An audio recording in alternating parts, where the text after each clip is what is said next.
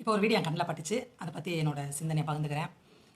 நாங்கள் வந்து சோழர் பரம்பரை, நீங்கள் பாண்டியர் பரம்பரைன்னு சொல்லிக்கிறீங்க. ஆனால் அதுக்கு ஆதாரம் எதுவும் இருக்கிற மாதிரி தெரியல. நாங்கள் சோழர் பரம்பரை அப்படி சொல்லிட்டு அவர் பேசுகிறார். அன்பான மக்களே, எனதருமை தோழர்களே, தாய் தமிழ் உறவுகளே, என் உயிரினும் மேலான வீர சோழ படையர்களே, உங்கள் அனைவருக்கும் உங்கள் மதுராந்தக சோழ தேவரின் அன்பான வணக்கங்கள்.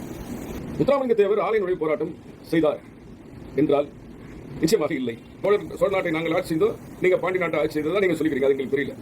ஆனால் காந்திஜி அவர்கள் மதுரை வந்தப்போ மீனாட்சி கோயிலுக்குள்ள போக மாட்டேன்ட்டாராம். ஒடுக்கப்பட்ட மக்கள் உள்ள வரலன்னா எனக்கு அந்த கோயிலுக்குள்ள நான் போக மாட்டேன் அப்படின்ற மாதிரி. அதுக்கப்புறம் அவர் சொன்னதன் பேரில் வைத்தியநாத ஐயரும் ராஜாஜி சேர்ந்து ஒடுக்கப்பட்ட மக்களை உள்ள போக வைக்கணும் அப்படின்ட்டு ஒரு போராட்டம் மாதிரி ஒரு விஷயம் பண்ணுறாங்க, ஆலய நுழைவு போராட்டம். அப்போ வந்து எதிராளிகள் வந்து அதை தடுக்கக்கூடாதுல, இவங்களுக்கு அடித்து ஆபத்து எதுவும் ஏற்படுத்தக்கூடாது, பாதுகாப்பாக அந்த விஷயம் நடக்கணுன்றக்காண்டி முத்துராமலிங்க தேவரையாட்ட வந்து எங்களுக்கு நீங்கள் பாதுகாப்பு கொடுக்கணும், இந்த விஷயத்தை நாங்கள் சரியாக பண்ணுறதுக்கு அப்படின்னு சொல்லுவோம். அவர் வந்து சரின்னு சொல்லி அவங்களுக்கு பாதுகாப்பு கொடுத்துருக்காங்க. அவங்க யாருக்கும் எந்த வித ஆபத்தும் இல்லாமல் அவங்க நல்லபடியாக கோயிலுக்குள்ளே போயிட்டு வெளியே வரதுக்கு அவர் பாதுகாப்பு கொடுத்துருக்காரு. அது வந்து மாற்ற முடியாத ஒரு விஷயம். இதை மற்றவங்க எப்படி சொல்கிறாங்க தெரியல, ஆனால் இதுவும் ஒரு நல்ல விஷயம் தானே. அவருக்கு அது விருப்பம் இல்லைன்னா அவர் ஒதுங்கிடுவார். எனக்கெல்லாம் இதெல்லாம் இதில் உடன்பாடே கிடையாதுன்னு சொல்லி ஒதுங்கிடுவார். பாதுகாப்பு கொடுத்துருக்காருன்றது ஒரு பெரிய விஷயம், நல்ல விஷயம். அப்புறம் அதுவும் அந்த ஏரியாவும் வேணும்ல. ஒரு விஷயத்த ஒரு செயலை ஒருத்தவங்க செய்கிறாங்கன்னா அதுக்கு பாதுகாப்பு கொடுக்குறதுக்கு ஒரு ஆள் தேவை தானே. அப்படி இருக்குது. அதே நபர் இன்னொன்று சொல்கிறார், அவர் இந்த முதல்வத்தூரில் அந்த பிரச்சனையில் தான் அவர் ஜெயிலுக்கு போனாரே தவிர அவர் சுதந்திரத்துக்காக போராடி போனாருன்றாங்க. அதெல்லாம் வந்து பொய்யே அப்படின்ற மாதிரி சொல்கிறார். அப்படி எதனா ஆவணம் இருந்தால் எங்களுக்கு காட்டுங்க அப்படின்னு சும்மா எனக்கு சொல்லணும்னு தோணுச்சு. நான் தேடி பார்க்கும்போது 1938 தொழிலாளர்களுக்கு வந்து வேலை விட்டு நீக்கினப்ப அதுக்காக போராடி அப்போ கொஞ்ச நாள் ஜெயிலுக்கு போயிருக்காங்க. அதுக்கப்புறம் 1940 அதுக்கப்புறமா அவர் அந்த தொழிலாளர்கள் சார்ந்த பிரச்சனை எடுத்து பண்ணுவார் போல. அப்போ வந்து நீங்கள் எங்கேயும் மதுரை விட்டு போகவே கூடாது அப்படின்னு சொல்லி அவருக்கு தடை கொடுத்துருக்காங்க. அதை மீறி அவருடைய ஊருக்கு போயிருக்காரு.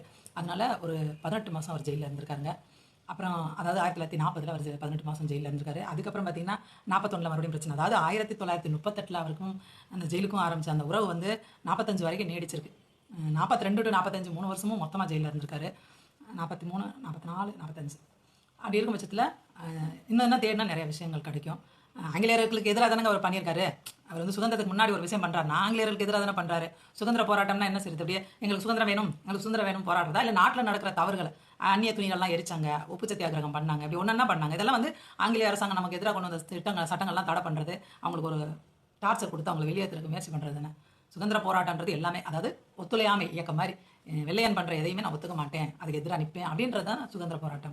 சம்பந்தப்பட்ட அவர் வந்து சிறை சென்றார் ஒழிய அவர் தேச விடுதலைக்காக சிறை சென்றார் என்ற ஒரு பொய்யான பிரச்சாரங்களை தொடர்ந்து மரபு சுதாரினர் செய்து வருகிறார்கள். அதற்கான உரிய ஆவணங்களை அவர்கள்